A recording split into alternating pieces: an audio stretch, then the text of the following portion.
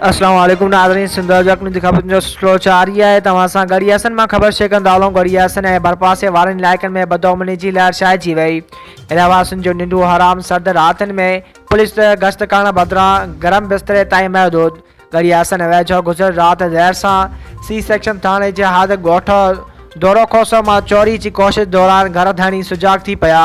मज़ामत चोरनि ॿिनि ॼणनि ज़हूर अहमद ऐं अब्दुल हकीम खोसो खे लठियूं हणी ज़ख़्मी करे छॾियो। जॾहिं त फायरिंग जी ॾे वठि दौरान मुबीना गोली लॻण सबबि हिकु भाॻियो मोहम्मद यूनिस खोसो ज़ख़्मी थी पियो। ज़ख़्मियुनि खे इलाज लाइ ठुल अस्पताल मुंतक़िल कयो वियो, जितां हिकु ॼणे जी हालत नाज़ुक हुजण सबबि खेसि रहीम यार खान अस्पताल मुंतक़िल कयो वियो।